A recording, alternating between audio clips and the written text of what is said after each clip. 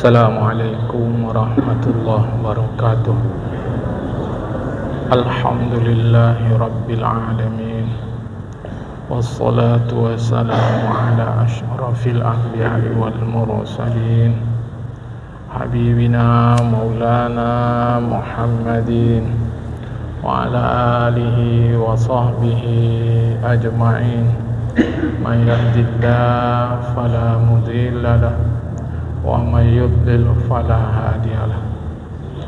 Qala al-musannif rahimahullahu ta'ala wa nafa'na bi'ulumihi fid darain amin. Summa qala al-babul awwalu fi ijtinabi ma'asil a'dha'i. Kalau kitab cetakan lama dia halaman 96. Ya. Kena hurufnya kecil-kecil. Kalau cetakan baru mungkin lebih. Bab ini al-babul awwalu, bermula bab yang pertama, fi ijtinabi ma'asil a'dha'i, menyatakan menjauhi segala maksiat anggota tubuh. Maksiat ni durhaka, haram, sayyiat, buruk, makruh. Biasa istilah itu kalau maksiat dia itu kepada yang haram dan hukumnya berdosa. Haram itu berdosa. Maksiat itu artinya durhaka. Tapi kalau disebut sayyiat itu artinya buruk. Sayyiat itu buruk. Biasanya penggunaan sayyiat itu adalah untuk makruh. Sayyiat biasanya untuk makruh. Jadi kalau disebut buruk, hukum fikihnya makruh. Kalau disebut maksiat, durhaka, hukum fikihnya haram. Ketahuilah oleh muhai murid, murid artinya pelajar, adalah segala anggota itu nikmat. Ini yang penting. Seluruh anggota tubuh manusia adalah nikmat yang dijadikan oleh hak Ta'ala. Hak adalah Allah. Salah satu asma'ul husna adalah al-haqq. Nikmat itu dijadikan oleh Allah Ta'ala akan dikau supaya dapat kau pinta tolong dengan dia. Kalau bahasa orang sekarang, sarana. Jadi anggota tubuh itu satu, nikmat. Dua, dia sarana. Kepada apa? Kepada membuat ibadat yang disuruh oleh al-haq, Allah Ta'ala akan dikau. Jadi anggota tubuh kita bukan hanya nikmat, Allah ciptakan untuk kita supaya berbuat ibadat. Maka keluar dari untuk ibadat itu adalah kekeliruan. Ibadat ni apa dulu? Ibadat ini adalah fi'lu ma radiyallahu. Itu ibadat. Fi'lu ma radiyallahu, melakukan apa saja yang direlakan oleh Allah. Itulah yang dimaksud dengan ibadat. Jangan mudah-mudah sebut ibadat. Ibadat fi'lu ma radiyallahu, melakukan apa saja yang diridhoi oleh Allah Ta'ala. Ibadat ada dua secara umum. Ibadat mahdoh, mim ha kecil, dot ta bulat, sambung semua. Ibadat mahdoh dan ibadat ghairu mahdoh. Ghairu ghin yara, mahdoh mim ha dot ta bulat. Mahdoh artinya murni. saja, hanya, itu mahdah. Ghairu mahdah, tidak murni. Apa maksudnya? Maksud ibadah mahdah adalah ibadah itu diajarkan oleh Rasulullah Muhammad SAW. Jadi ada petunjuk teknisnya, ada petunjuk pelaksanaannya dari Rasulullah. Saking semangatnya kita sembahyang subuh 4 rakaat, tak jadi, tak bisa. Kerana itu termasuk ibadah mahdoh. A sampai Z nya sudah diajarkan Rasulullah. Badan saya kuat, sampai jam 8 malam pun tahan puasa. Jadi begitu terbenam matahari, dia teruskan puasanya. Tak bisa, tak bisa. Sebab itu ibadah mahdoh. Ada ibadah ghairu mahdoh. Apa dia? Sebetulnya ibadah ghairu mahdoh itu adalah adat. Adat ini maksudnya adalah kebiasaan, bukan adat suku. Jangan nanti kalau disebut adat dalam kaji agama, adat suku bukan, kebiasaan. Biasanya kita bangun pagi mandi. Non muslim pun mandi. Mandi itu bukan ibadat. Sarapan pun bukan ibadat. Jamaah, tidur bukan ibadat. Itu kebiasaan kita saja. Baru dia menjadi ibadat kalau ada niat. Apa niatmu mandi? Bukan maksudnya niat seperti niat mandi hadas besar, niat mandi sunat Jumat, bukan. Apa yang tergerak di hati waktu mandi tadi? Menjaga kesehatan yang diberikan oleh Allah Ta'ala.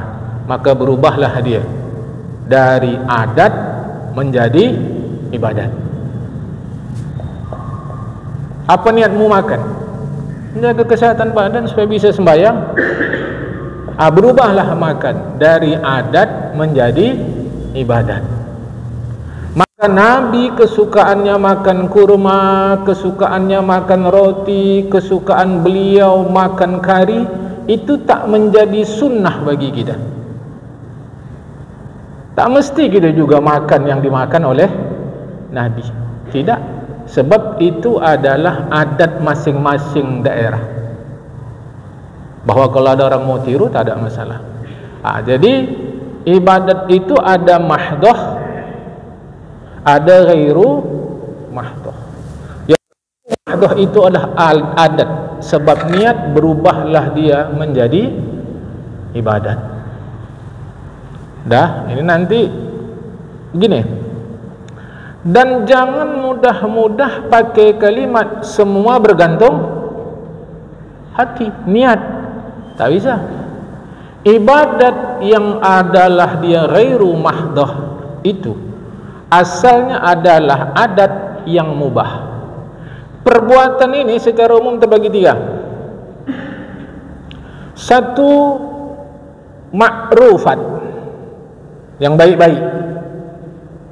Cuma 2 nih, sunat sama wajib. 2, munkarot, yang buruk-buruk, makruh sama haram. 3, mubahat, baik tidak, buruk tidak. Itulah contoh tadi, makan, tidur,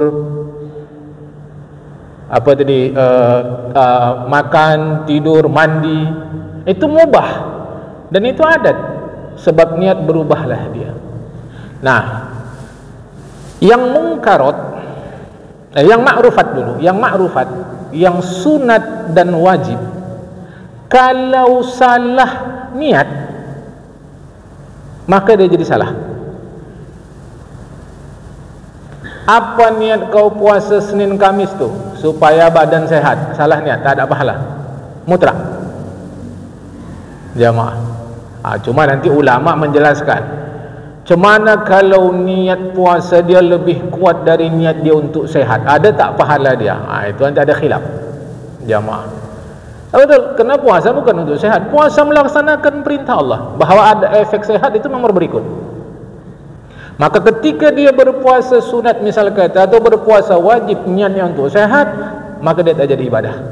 Jadi tuan, kalau dalam hadis Nabi itu sumutasihu. Siapa bilang itu hadis? Bukan hadis. Bukan hadis. Itu sama dengan orang katakan 10 pertama Ramadan sekian, 10 kedua dapat sekian, 10 ketiga dapat sekian. Itu sama dengan cerita tidurnya orang puasa ibadah. Itu. Kena Tuan Imam kata begini, saya sambung. Kalau tarawih malam pertama dapat sekian. Kalau malam kedua palsu, maudhu'at, bukan hadis. Dan kitabnya ada, sama saya pun ada kitabnya. Itu bukan hadis. Dia sama sekali. Mutasya bukan hadis. Kalaupun itu maksud, kalaupun itu hadis, maksudnya adalah puasa kalian dapat sehat. Jadi bukan sehatnya yang kalian tuju, tapi berpuasanya. Karena itu perintah kepada umum. Puasa kalian. Kalaupun itu bukan hadis. Jadi ada cakap-cakap populer yang dipandang sebagai hadis. Tuntutlah ilmu ke negeri Cina, menuntut ilmu dari buayan sampai ke liang lahat. Kan hadis tu. Sama sekali. Di kitab-kitab kita ni pun yang bukan hadis disebut hadis. Jadi saya cepat tadi supaya jangan terpancing kita untuk bincang berikutnya. Itu bukan hadis, selesai. Jadi saya puasa kena penuhi perintah Allah Ta'ala. Bahawa efeknya saya dapat sehat atau tidak, itu nomor 2, 3, 4 dan seterusnya. Maka niat dia puasa tadi supaya sehat, tak dapat pahala. Kalau niat sehatnya itu lebih kuat daripada niat puasanya, itu nanti. Tapi ada yang mutlak, ulama memutlakkan sama sekali. Itu musyaddad lah itu. Dah. Yang kedua, munkarat.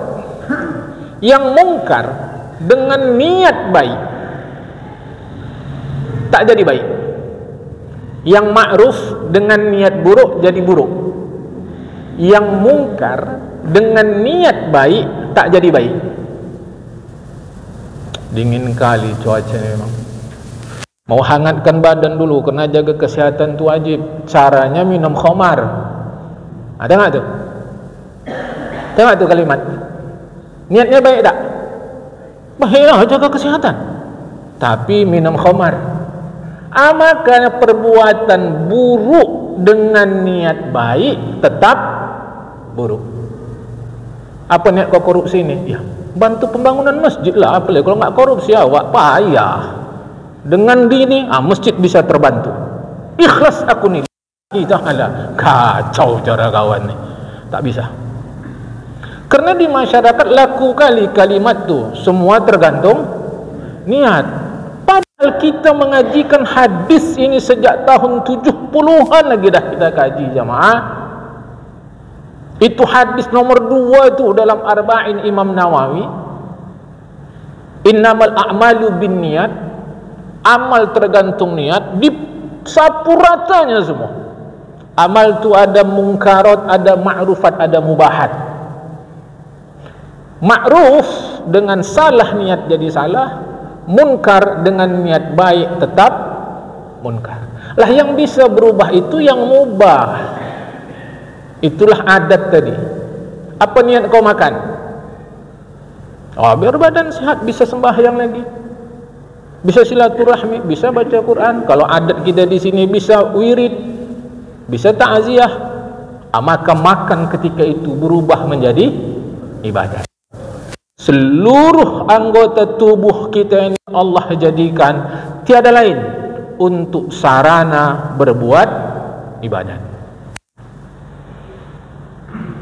Perhatikan surat Al-A'raf, surat 7 ayat 55. Ini panjang ayat ini, tapi ini potongan saja. Bismillahirrahmanirrahim. A'budu rabbakum tadarru'an wa khufyah. Firman Allah Ta'ala, ibadatlah, mengabdilah oleh kamu akan Tuhan kamu dengan menghinakan diri kamu akan Dia dan takut kamu akan Dia. Ibadah itu dilakukan dengan kesadaran diri ini hina, takut kepada Allah. Maka saya tidak mendahului Allah Ta'ala. Orang kalau betul ibadah, takkan ada tinggi sebenarnya, pasti. Tinggi sebenang, cakap Melayu, sombong. Orang kalau betul ibadah, tidak akan ada sombongnya. Sebab apa? Al-A'raf ayat 55. Mengabdilah kalian kepada Tuhan kalian, hal keadaan kalian menghinakan diri di hadapan Allah Ta'ala dan takut. Maka enggak ada cerita kalau orang sudah ibadat enggak tahu kau siapa aku. Enggak ada tu. Mentang-mentang berilmu, berpengalaman, cerdik, cendekia, cerdas, kaya, kedudukan, orang terhormat, enggak ada itu semua. Kalau betul-betul dia beribadat kepada Allah. Kalau gaya enggak ada masalah. Gaya mana bisa jemaah. Kadang-kadang ada orang gayanya nampak awak sombong, sebetulnya tidak. Itu gaya tak bisa jemaah. Betul orang itu beribadah dalam keadaan menghinakan diri. Jawab saya malam ni, jawab, masih dijawab. Sebut anggota tubuh kita yang enggak ada taiknya. Sebut satu je. Sebut anggota tubuh kita yang enggak ada taiknya. Berarti semua penuh taik. Betul tak ni? Betul ya. Coba sebut satu anggota tubuh yang enggak ada taiknya. Mana dulu? Kuat-kuat lah biar aku dengar. Rambut tak ada taik. Ketombe itu apa? Ketombe itu apa? Mana yang tak ada taik? Lutut? Daki itu apa? Hitam mau di lutut tu. Aduh. Satu je mana? Lidah. Wih, makin bau pula dia lidah tu. Banyak kali tai lidah tu. Kotor. Apalagi macam kita yang udah usia tinggi, tengok lidah tu tak cerah lagi dia. Oh. Kat mana dulu? Yang tak ada tai. Kepala. Napas. Napas. Apa tadi? Napas. Napas tu bukan anggota tubuh. Napas tu napas tu kan dia keluar dari hidung. Hidung tu mana tai? Aku aja betul-betul jemaah. Karena kalau aku bilang begini-begini nanti cepat bisa selesai. Saya ingin kita faham. Setuju tak setuju nomor 2. Faham dulu. Aku bisa dibantah-bantah, aku terima. Tak ada masalah jemaah. Ayo mana? Tak ada. Tak ada. Artinya manusia ini tong tai. Betul? Aku tak mau bilang kotoran. Terhormat kali kotoran tu. Tong tai. Hina. Lantas kenapa lantam kali? Kenapa lantam kali? Hanya kerana anda berilmu, anda berpengalaman, anda cerdik cendekia, anda orang kaya, anda orang terhormat, anda orang punya jabatan, anda tai.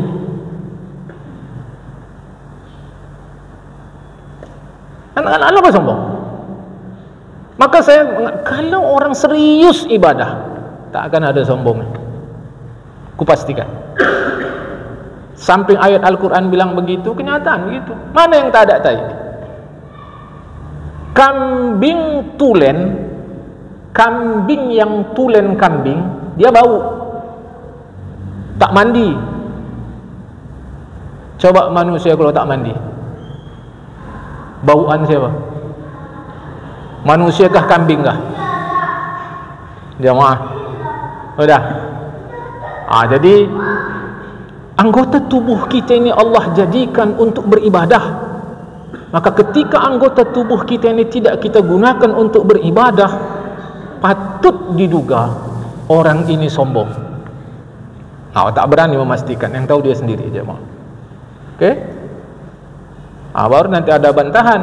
Bukankah manusia itu mulia? Ayat tu surah Al-Isra, jangan potong.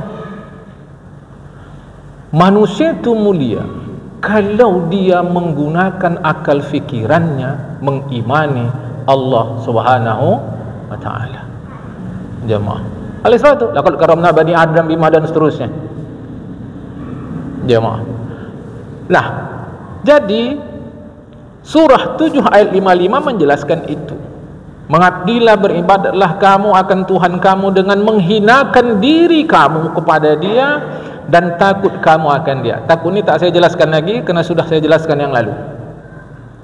Dan ibadat itu ialah maksud pada kejadian kamu. Surat Az-Zariyat, surat 51 ayat 56. Surat Az-Zariyat, surat 51 56. Bismillahirrahmanirrahim. Wa ma khalaqtul jinna wal insa illa liya'budun. Tiada kujadikan jin dan manusia melainkan kerana berbuat ibadat mereka itu akan daku.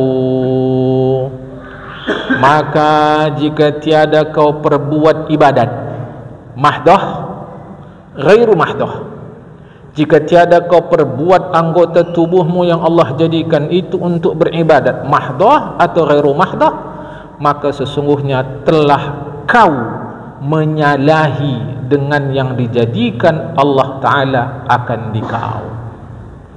Jadi kalau kita tidak menggunakan tubuh kita untuk beribadat kepada Allah, mahdohkah tambah ghairu mahdoh, berarti kita sudah menyalahi Allah Ta'ala. Jamaah, maka menyalahi Allah Ta'ala itulah sehingga-hingga maksiatmu. Kena menyalahi sudah. Menyalahi. Allah berikan tangan untuk begini, mata untuk begini, mulut untuk begini, telinga untuk begini, tangan, kaki, kelamin, perut untuk begini. Tiba-tiba kau buat untuk begitu. Terus siapa sebetulnya Tuhanmu? Jemaah, kan? Dan tiada kuasa engkau menjauh daripada maksiat itu melainkan kau peliharakan segala anggota yang 7, yaitu mata, telinga, lidah, perut, kubul depan, tangan dan kaki. 7. Ya, mata, telinga, lidah, perut, kubul, tangan, kaki. Sebab itulah, ini hikmah saja ini, hak Allah Ta'ala menjadikan neraka Jahannam itu 7 pintu.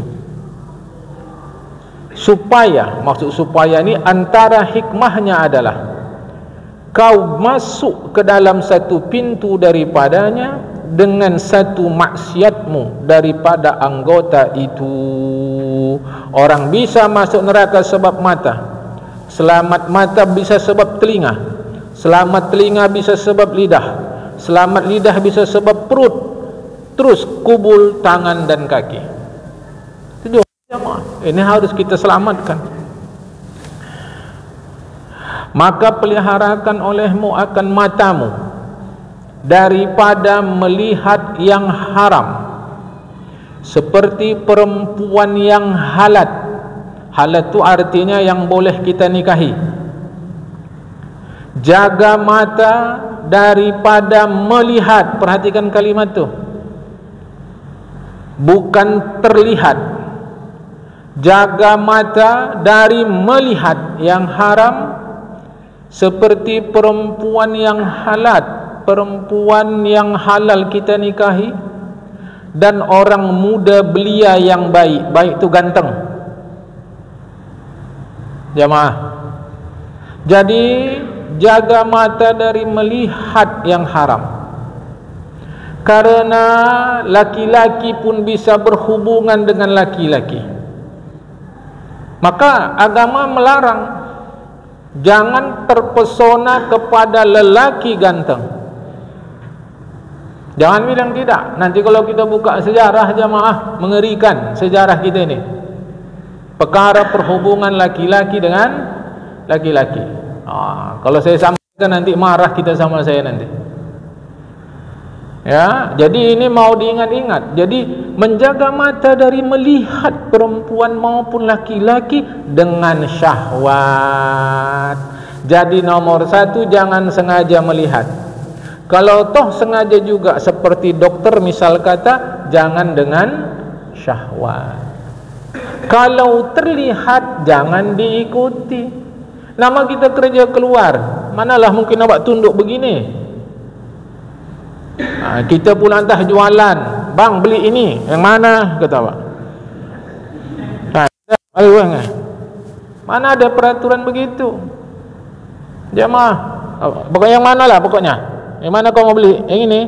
Mana begitu? Rasulullah pun tak ajarkan itu. Tak ada masalah. Jamaah, dalam pengertian jangan diikuti dengan syahwat. Sebisa dihindari. Kalau tak bisa, jemaah, kan? Jaga mata. Sila. Kalau mengajar di aliyah itu Tuhan kan ada perempuan, laki-laki. Ya mereka kan dari dewasanya 18 tahun. Gimana? Tak sepakat lah. Jadi ada satu yang mereka memakai tabir. Jadi kalau pelajarnya perempuan, dia mengajar dari balik tabir. Satu. Ada satu yang katakan kalau dalam majlis ta'lim dimaafkan. Jadi dua-dua ini pun pernah kita alami. Jadi sekali waktu dia masuk ke kelas, tariknya tabir itu. Sekali waktu yang satu lagi pula tak biasa aja. Jadi tegas jawaban. Gitu. Jadi boleh kerana dia majlis ta'lim. Sama juga dengan kita sembahyang seperti itu. Betul, tak perlu ada tabir. Tak perlu. Tapi apa adat kita di Sumatera Timur ni pakai tabir, sila. Pergi ke Aceh aja, udah tak ada pakai tabir lagi. Masjid Haram tak ada tabir lagi. Walau di Masjid Nabawi ada lah. Jadi sebatas boleh. Sebatas itu jamaah, lebih itu tak bisa. Baik. Dan seperti melihat kepada aib orang, jangan rajin kali nengok aib orang. Ini aku betul-betul nih jemaah, ngacung yang tak punya aib. Tak ada yang berani ngacung yang tak punya aib.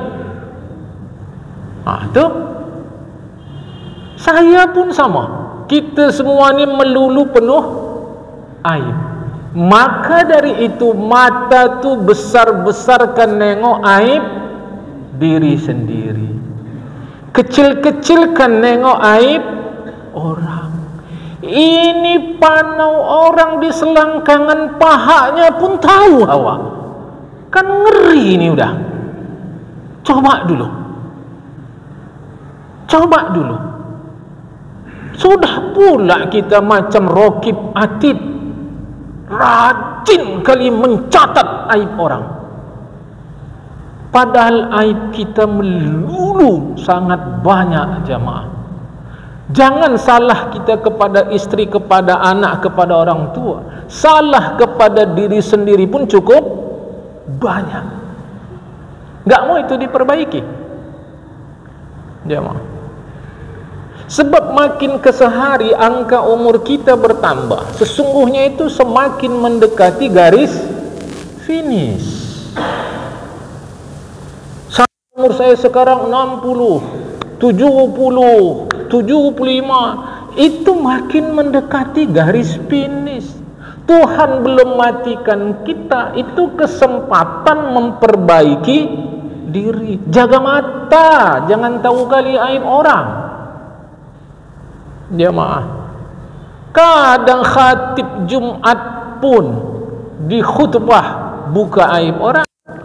Guru di pengajian macam kita ni pun buka aib orang. Khatib Idul Fitri, Idul Adha pun buka aib orang. Di majlis kematian pun aib orang yang diurus. Katanya mau masuk surga juga. Kira-kira surga mana nih? Jemaah. Nah, apa lagi?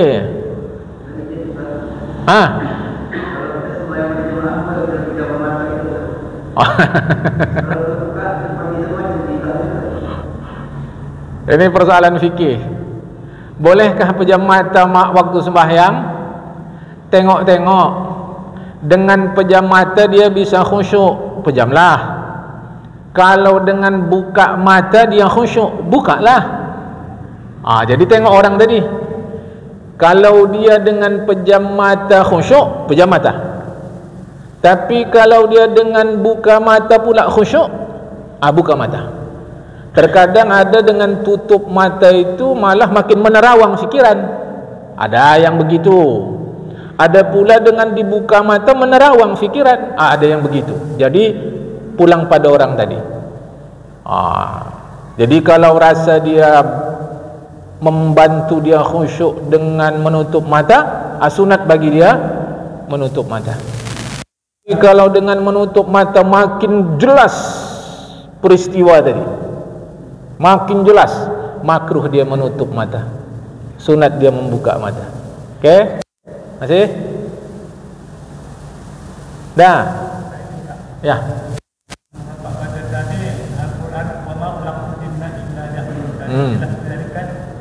Di sini dikatakan Allah, aku, tapi cepat naik, kamilah yang menjalankan itu maksudnya kalau dia berkata kami ataupun berkata saya, boleh dikatakan.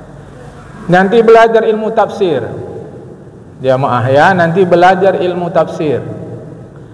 Ketika Allah menyebut kami, itu namanya mu'azzim nafsah.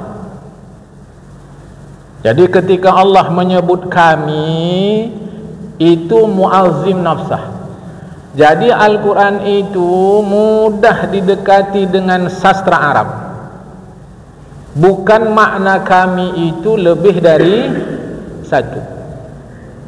Jadi kalau kami itu namanya mu'azzim nafsah. Apa mu'azzim nafsah? Allah sedang ajarkan kita untuk mengagungkan diri Allah Ta'ala. Itu namanya mu'azzim nafsah. Satu. Yang kedua, penjelasannya pakai kami.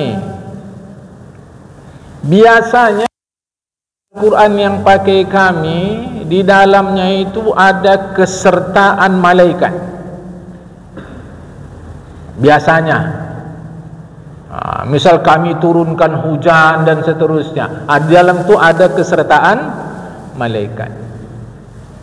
Jemaah. Jadi bukanlah kami di situ menunjukkan lebih dari satu, tak bisa. Al-Quran mudah difahami kalau kita dekati dengan ilmu balaghah.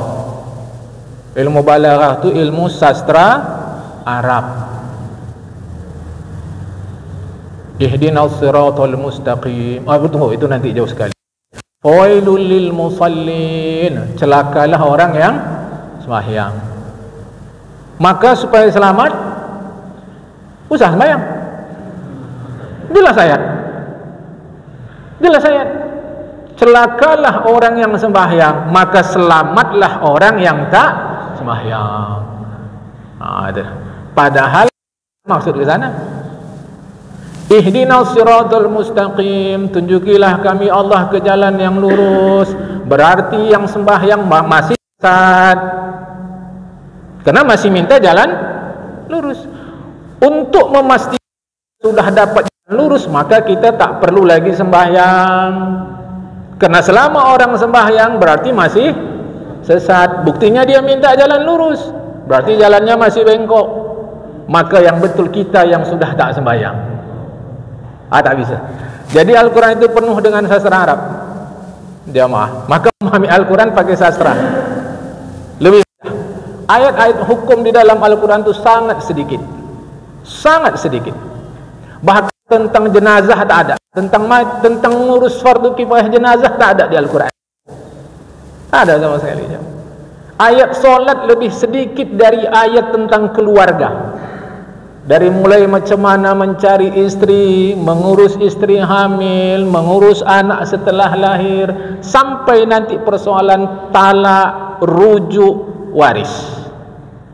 Lebih banyak ayat tentang keluarga. Jadi kami itu muazzim nafsah. Allah mengagungkan dirinya, bukan menunjukkan afrod, banyak pribadi, bukan. Satu. Yang kedua, biasanya ayat-ayat yang pakai kami Allah sertakan malaikat. Ayat-ayat yang terkait penyertaan malaikat biasanya begitu. Ayat ya. Itu inna nahnu nazzalna dzikra wa inna lahu lahafiz. Itu kan semuanya kami. Saya malaikat juga. Siapa yang menurunkan wahyu? Malaikat apa menurunkan wahyu? Wahai ibtidaiyah, dulu dah diajarkan guru itu. Apa tugas malaikat Jibril? Ngantarkan wahyu. Siapa tu? Kan ada kesertaan malaikat Jibril menurunkan wahyu. Cocok tu dah. Kan itu dah. Inna nahnu nazzalna dzikra. Akan turunkan az-zikra. Macam tafsiran ulama nanti. Tapi yang menjadi kuat adalah Al-Quran itu sendiri, dan kami jaga.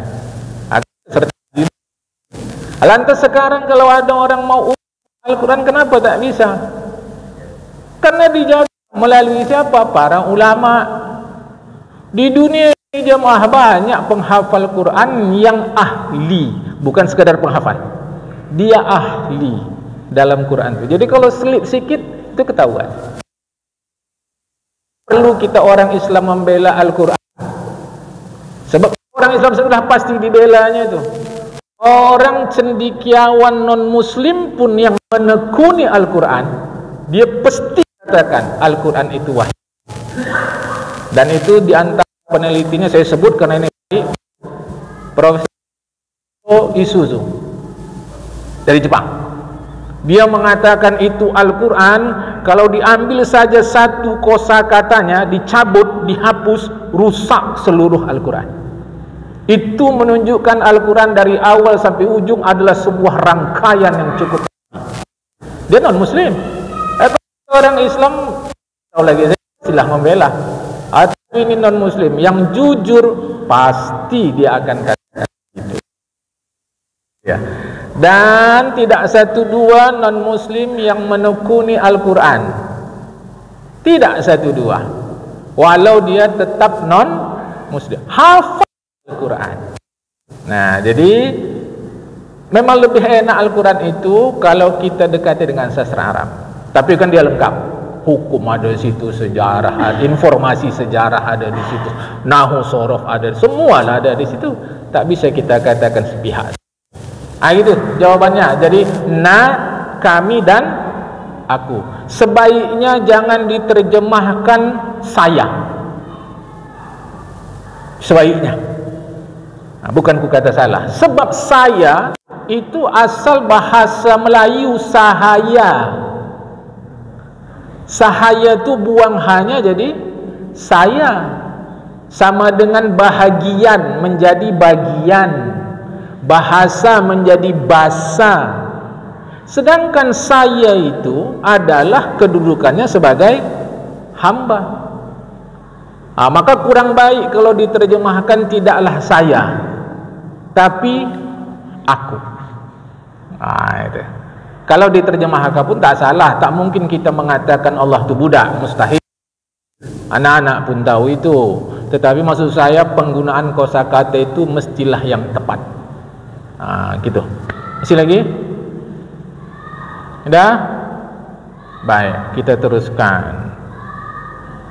Tadi mata, sekarang telinga. Dan peliharakan olehmu telingamu daripada mendengar barang yang diharamkan Allah Ta'ala.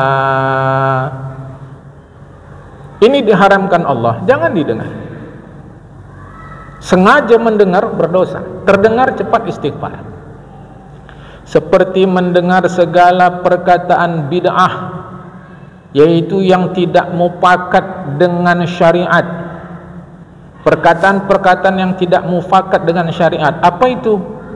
Seperti mendengar orang yang mengupat-ngupat. Ngupat ni apa ni? Ghibah. Sebenarnya nanti halaman berikut ada diuraikan lebih lanjut, tapi dari di sini aja mak. Ghibah. Dosa besar. Apa ghibah? Kau ceritakan tentang orang lain yang dia tidak suka akan hal itu. Ghibah lah itu. Jamaah, rajin kali awak tengok abang tu sembahyang. Baru ajanya tu, baru tobat. Tengok aja. Kira-kira kalau dia dengar cakap kita ni, suka tak dia? Ghibah. Rajin tetangga kau tu ya sedekah. Alah, sedekah gitulah. Ini boleh ghibah ni. Ini belum lagi. Ngapa gitu rupanya? Alah, uangnya pun entah dari mana-mananya itu. Mulai ni. Ini mulai ni. Itu macam orang Melayu kata, lemang dan ketupat sama-sama dari mulut, tekenang dan mengupat sama-sama dari mulut.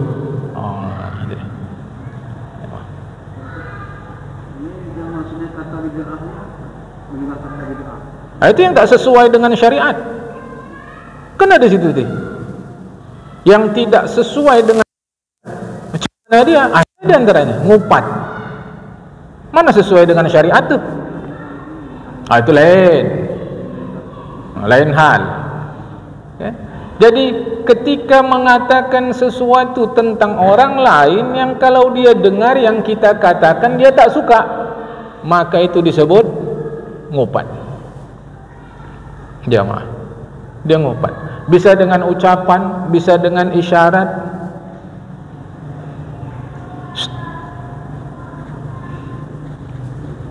Ngupat sama aja dah. Ngupat. Jamaah. Karena semua kita punya aib. Apa hak kita ceritakan aib orang? Ada. Itu ngupat dengan isyarat. Ada ngupat dengan mulut. Macam tadilah. Awak contohkan yang mungkin tak ada lah di masyarakat. Mana awak tahu? Mantap Imam Glenn. Sedap. Suara bagus, bacaan bagus. Syukurlah itu dah. Kalau enggak mabuk kerja dia itu. Tengok dulu tu. Haram hukumnya. Jamaah, lebih ringan taubat dari makan B2 daripada taubat ngupat. Taubat makan B2 tinggal berhenti datang kepada Allah Ta'ala. Tapi kalau untuk taubat ngupat, kau mesti datang kepada orang yang kau upat, minta maaf sama dia. Tak dapat kau di dunia, kau cari di akhirat. Pun kalau dia maafkan. Kalau dia enggak maafkan, hajab. Minta maaf hukumnya wajib, memaafkan hukumnya sunat.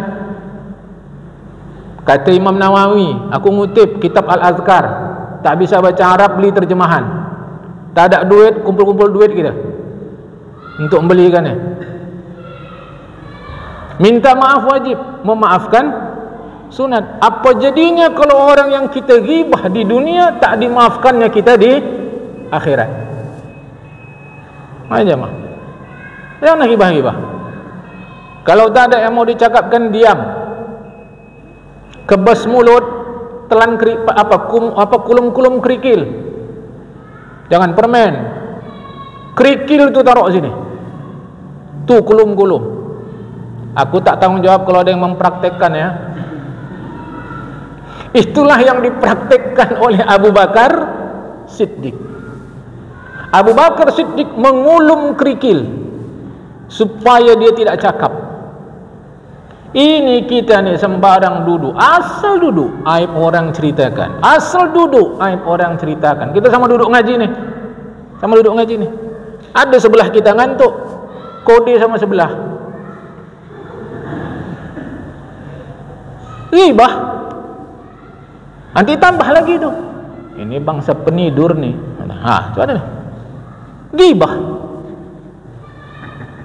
Itu dengan ucapan, dengan isyarat, dengan tulisan, dia maaf, ada dia haram, tak boleh dilakukan. Sebentar, sini dulu. Yang kita gibah itu, dia tak tahu sama sekali kita menggibah dia. Tiba-tiba sama-sama dah mati lagi. Jadi mana kita dosa kita?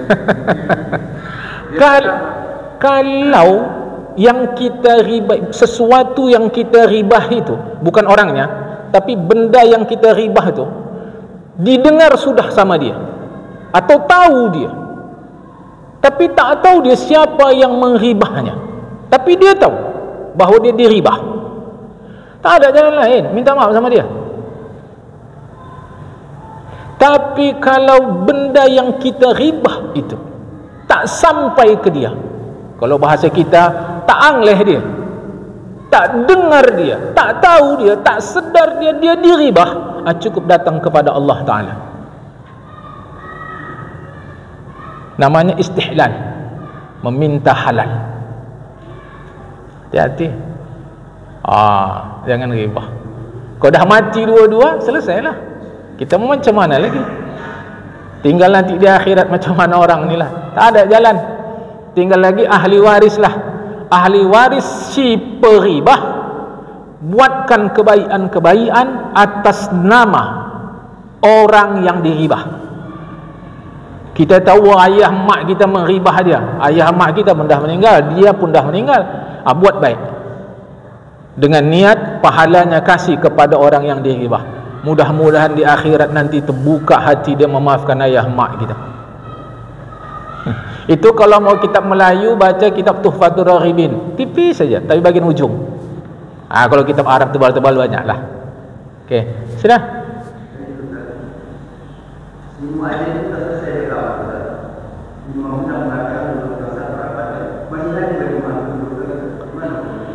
Sembahyang berjamaah, sembahyang berjamaah tidak dapat fadilat yang 27 kali atau 25 kali jika imamnya tak open sama makmum, makmumnya tidak segera berjamaah. Ini kena ditanya, kalau enggak aku tak mau jawab. Imam atau makmum tidak open kepada jamaah itu, si imam di depan, Allahu Akbar, tak diurusnya kita, tak diurusnya. Atau lurus rapat dah, dia pun sembahyang, Allahu Akbar, tak diurusnya, tak dapat dia 25 atau 27 kali itu. Si makmum, imam dah di depan, masih berseluruh, masih duduk, saf kosong. Itulah yang kutegur beberapa malam Kamis yang lalu tu. Tak dapat dia. Rujuk kitab Manahijul Imdad, itu kitab Arab 2 jilid, gundul pula. 2 jilid gundul, syarah daripada Irsyadul Ibad, diterangkan di situ. Jadi kalau makmum ni tak open, tak dapat dia fadilat sembahyang berjamaah. Imam sudah di sini, orang dia duduk di situ, dia masih cerita lagi di teras, dia masih sibuk lagi mengupdate status, tak dapat fadilat berjamaah. Imam pun sama, lurus dah, dia tak bisa. Imam itu mesti open, lurus dulu, lurus sini, lurus sini, masuk.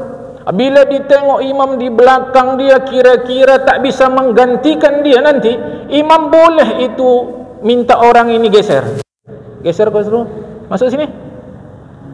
Jadi bukan Tak bisa. Aku jadi imam, ku geser lah. Pak geser, Pak sini Pak, tu sana lurus. Selesai saya khutbah Jumat, saya lah pula jadi imamnya. Naik aku ke mimbar nih, belakang tu lurus, aku bilang. Yang di luar masuk cepat sikit, yang ciri-ciri lagi luar tu, aku bilang. Boleh, karena kita komandan. Ada bos awak situ, saat itu dia jadi karyawan awak lah bosnya. Sampai situ aja. Habis selesai jangan pula anggap diri bos lagi. Tak bisa. Seganau situ ada wali kota, ada gubernur, ada presiden. Tak bisa. Kalau kau jadi imam, kau atur ni semua. Jangan diam. Untuk dapatkan fadilat yang 25 atau 27. Satu hadis 25, satu hadis 27. Itu mesti kerja imam. Segan awak, tak ada segan-segan. Ini ustaz, walau dia ustaz, kita imam, kita jadi komandan. Tapi tentu cara tak samalah. Dengan terhadap anak muda dan orang tua, manalah sama. Orang tua yang alim dengan orang tua yang biasa, manalah sama. Tapi tetap dalam pengaturan si imam. Rujuk Manahijul Imdad jilid 1. Jadi kalau tak mau bersegera, tak dapat fadilat berjamaah. Okey. Ya.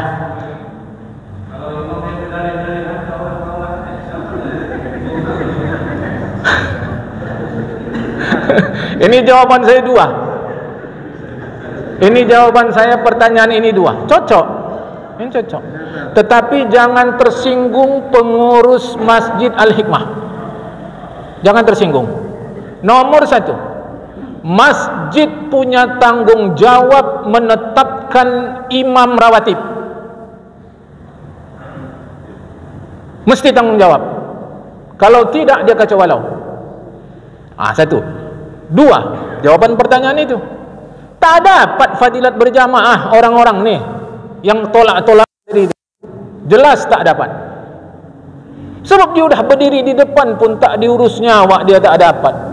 Lagi kalau tolak-tolak. Jadi ditetapkan imam rawatib dan tidak boleh ada tersinggung.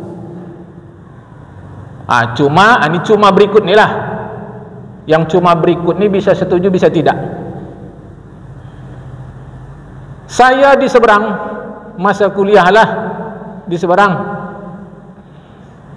itu imam-imam gajinya besar. Apalagi seberang lebih jauh, Arab Saudi sana, seberang ribuan ringgit gaji itu. Maksud saya, kalau kita tetapkan imam rawatib, itu payah kalau tak ada duitnya. Kasihlah dia duit. Sekali jadi imam berapa? Bisa kita tetapkan UMK untuk imam. Tetapi kalau kau sudah ditetapkan jadi imam dan dapat duit, bacaanmu mesti, jangan pula Malik Yaumiddin waladdallin, enggak jadilah. Gairil Makdubi enggak jadi. Bismillahirrahmanirrahim enggak jadi. Lagu tak ada masalah. Saya pernah menjadi makmum, imamnya, saya orang Mandailing, imamnya nada onang-onang. Itu lagu Mandailing. Pernah saya jadi makmum, imamnya nada saluang, Minang. Pernah saya jadi makmum, imamnya nada dalang. Tiga-tiga pernah. Tak ada masalah, bacaan bagus. Itu yang penting, bukan nada. Jadi pernyataan saya yang terakhir ni bisa kita setuju, bisa tidak. Tetapi kalau mau ditetapkan orang tu jadi imam, gaji dia. Semangat kalau cerita gaji ni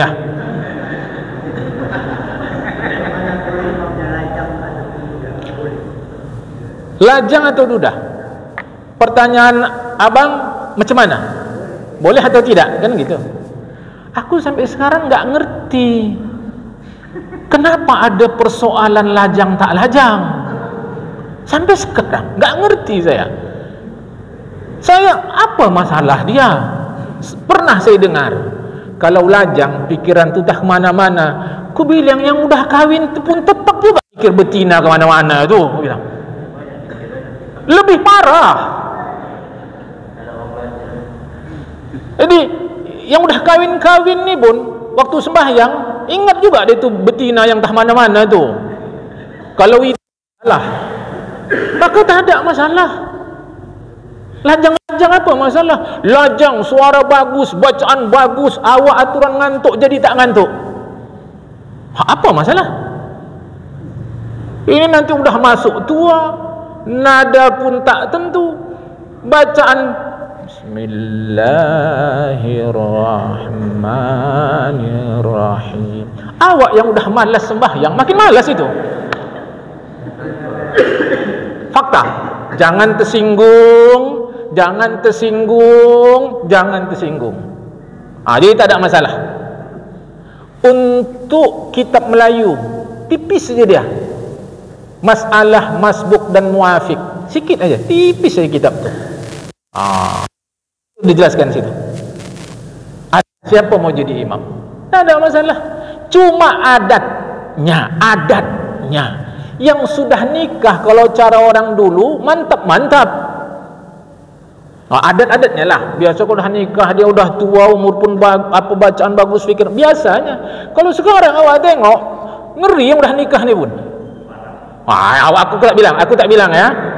Tuan yang bilang ya. Aku tak bilang, tengok. Ini ada masalah. Tapi ada kata Rasul bilang kalau sholat pilihlah yang paling tua jadi imam. Tapi bodoh dia macam mana? Pilihlah yang paling tua untuk jadi imam. Iya, kalau dia bodoh bacaannya silap macam mana? Dia ilmu dulu baru umur.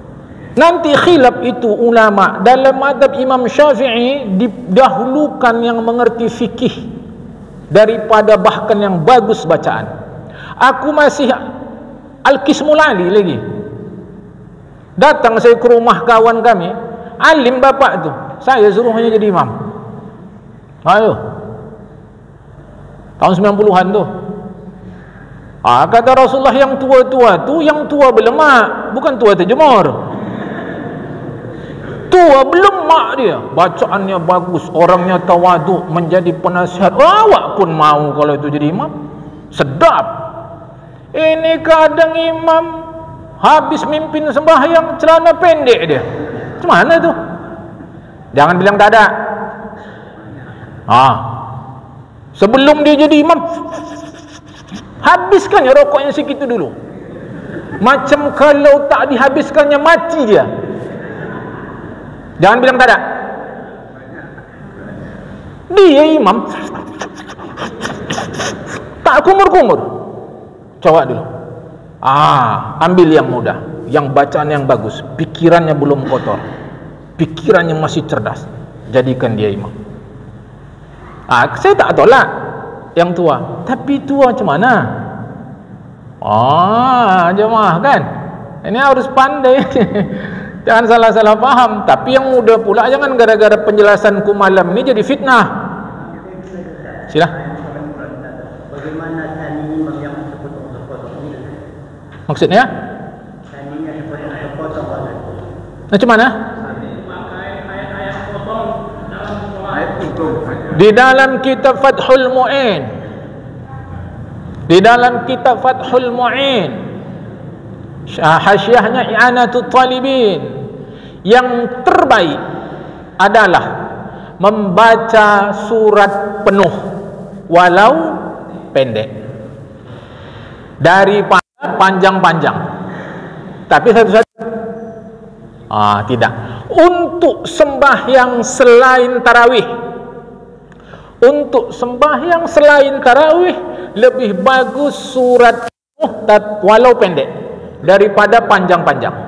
Ini sekarang ku tengok imam-imam kita ni nanti jadi saninya bacaan wirid tu dibacanya. Lillahi ma fis samawati wa ma fil ardh, itu dibaca dia.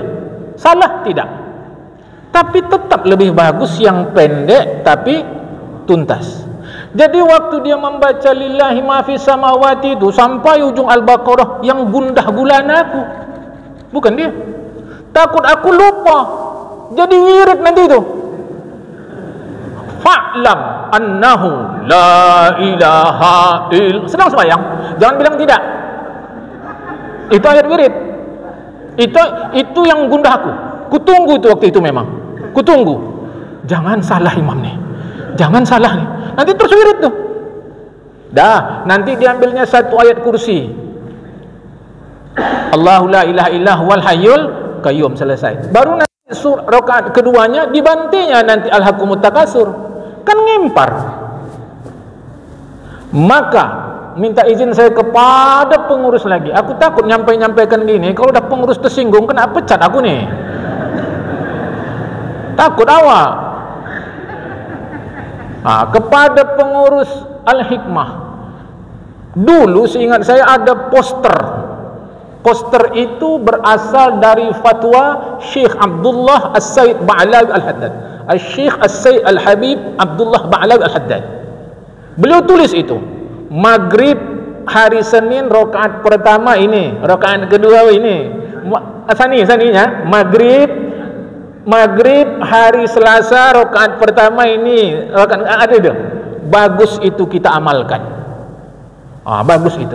Jadi aku tak bilang salah yang sepotong-sepotong, tetapi tetap yang terbaik penuh walau pendek. Satu. Yang kedua, ini pun nanti saya masukkan ke YouTube ini jamaah. Ku sampaikan, kalau di depanku ada saya minta izin. Sembahyang ini bukan alat untuk hafalan Al-Quran kita. Sembahyang adalah ibadah kepada Allah Ta'ala, bukan nak nunjukkan kita hafal Al-Quran.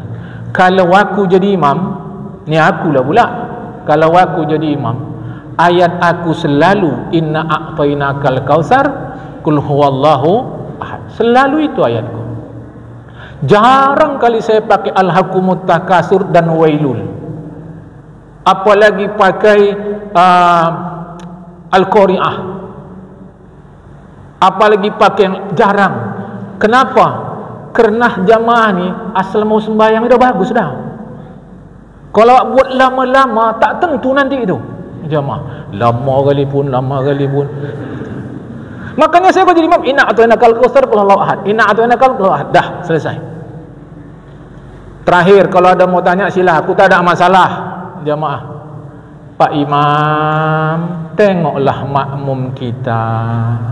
Makmum kita ni bukan muda-muda semua, ada yang tua-tua.